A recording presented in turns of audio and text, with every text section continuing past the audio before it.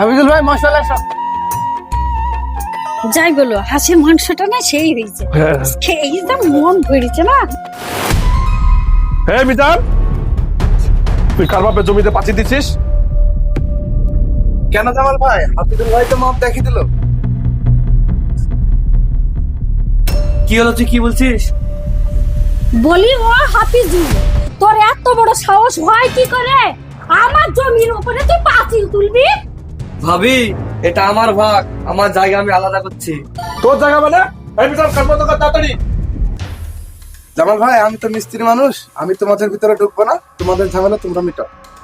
মিজান ভাই, আপনি কাজ থামাবেন না, আপনি ইট গাঁথুন, আমি দেখছি কে কি বলছে। ওরে আমার লাট সাহেব রে, দেখি কোন মিস্ত্রির এত বড় সাহস আমার উপর দিয়ে ইট গাঁথে। এই নে বসলাম। এ হাফজল, ভালো ভালো বলছি, এই মিস্ত্রি বিদায় কর, তার রক্ত গঙ্গা বয়ে যাবে আজ।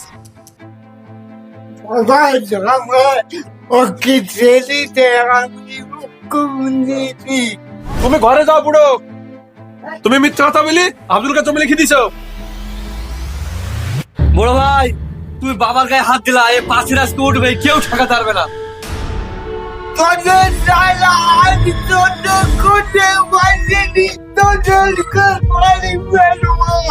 ঘরে বসে এই বুড়ো খুশনা, তোর এত বড় সাহস আমার স্বামীর গায়ে হাত দিস? ওই কই গো পাড়াপড়শি, আসো গো, সবাই এগিয়ে আসো গো।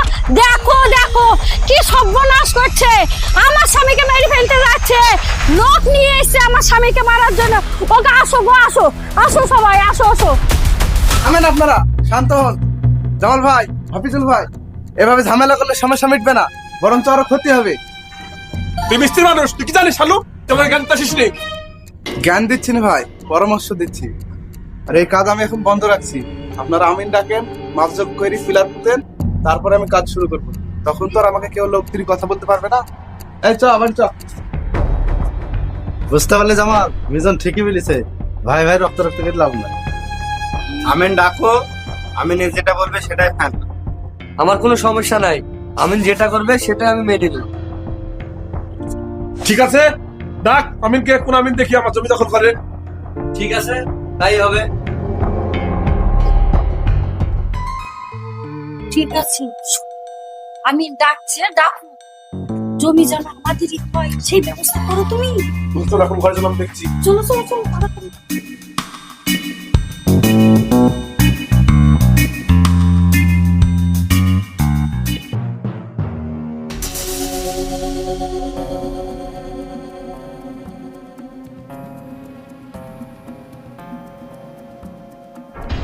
মেম্বার সাহেব,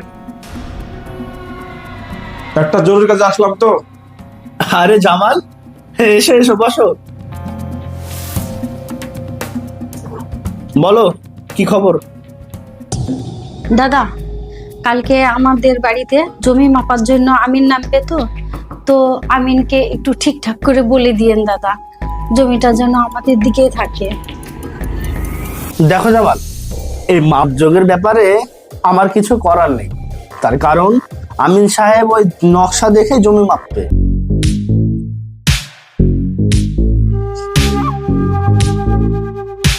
ভাই, আমরা তো আপনার পর না, কথা আছে আব্দুল আর মিজান মিস্ত্রি যেন জানতে না পারে, একটু এদিক সেদিক করে দিবে। দিলি তো প্রতিজ্ঞাটা ভেঙে। ভেবেছিলাম আর কোনোদিন ঘুষ খাবো না, কিন্তু টাকার লোভকে আর সামলানো যায়?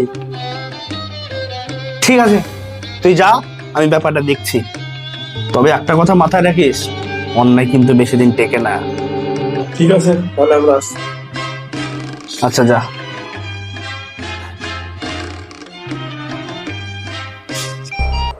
এইসব মানুষগুলো আছে বলেই আমাদের মতন মেম্বাররা মাঝে মাঝে দেশি মুরগি খেতে পাই গো। আর মেম্বারের যা বেতন, তাতে কি আর পকেট খরচা হয়?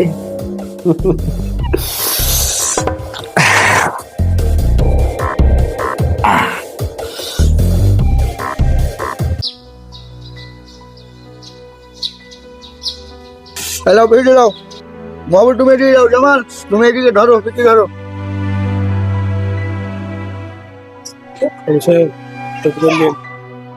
যাও যাও, এদিকে যাও। 30 ফুট। ঠিক আছে, এবার এদিকে ধরো।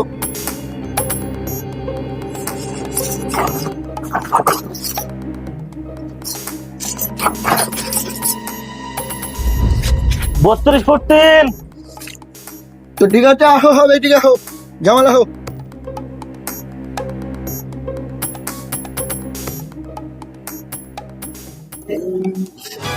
তো হাফজুল, তুমি গতকালকে যেখানে প্রাচীর দিয়েছিলে ওটা সীমানা থেকে 6 ইঞ্চি ভেতরে আছে। মানে কি বলছেন আমিন সাহেব? আমি কি জায়গা বেশি নিয়েছিলাম? আরে না, তুমি যে প্রাচীরটা দিয়েছো বরং তো জামালের মধ্যেই তোমার 6 ইঞ্চি জমি পড়ে আছে এখনো। কি বলছেন আমিন সাহেব? আপনি তো হাফিজুলের দালালি করতে এসেছেন। আপনি জমি মাপতে এসেছেন না ডাকাতি করতে এসেছেন? আপনার ভুয়ো নকশা আমি মানি না। চুপ করেন আপনারা। আমিন সাহেব সরকারি নকশা দেখে কথা বলছেন। ভাবি, আমিন সাহেব তো সবার সামনে জমি মাপলো, জমি তো ঠিক আছে। আর জামাল ভাই, আপনি শুধু শুধু রাগ করছেন। তুই বেশি কথা বলিস না, তুই দেখতে এসেছিস, দেখ, বেশি বাতাবাড়ি করিস না। দেখেন, আমার মাপ শেষ, এই সীমানায় ফাইনাল। এরপরে যদি কিছু বলতে হয় তো কোর্টে গিয়ে বলবেন। কিসের কোর্ট, কিসের আইন? এবারে আইন হলো আমি। আফজল, ভালো ভালো বলছি, ওই ঢাটা, তাহলে ওই ডিপের মাথা চালচাল করে ফেলবো।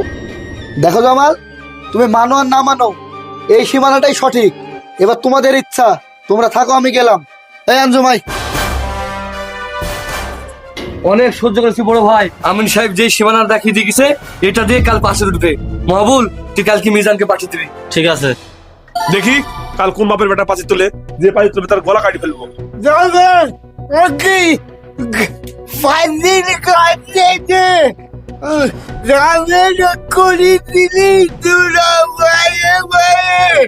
তুমি চুপ করে পড়ো, তোমার লাইফ পেপে আজ মাথায় উঠেছে। এখানে পাঁচির থাকবে, তাহলে আজ আমি থাকবো। পাশের ওইখানে উঠবে। বড় ভাই, তোমার অনেক গুন্ডা আমি সহ্য করেছি, আর নাই। মাহবুল, তুই কালকে মিস্ত্রি পাঠাবি। দেখি কে বাধা দিছে। দেখি কালকে কত ক্ষমতা। কাল থেকে তুই আর সূর্য দেখতে পাবি না, কথাটা বলে রাখিস আফজল। এই, চল ঘরে। আব্দুল ভাই, কালকে তো মিস্ত্রি পাঠাবো ভাবছি, কিন্তু জামাল ভাইয়ের ভাবচক্র তো ভালো লাগলো না। তুই কাল মিস্ত্রি পাঠাতো, দেখছি তারপরে যা হবে হবে। এর জন্য তো আমি এই বিষাক্ত পরিবার থেকে আলাদা হতে চাই।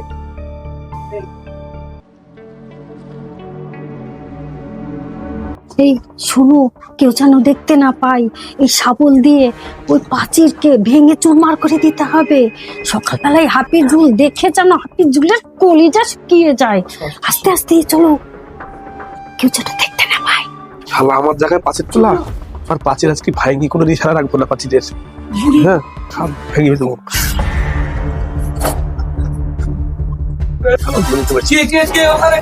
আরে বড় ভাই, তুমি থামো, থামো বলছি, থামো। সর, ওই সামনে থেকে সর, তোর পাঁচি আজকে বাড়ির সাথে গুটিয়ে দিব। সর সর, কোনো ঠান্ডা পাবে না আজকে।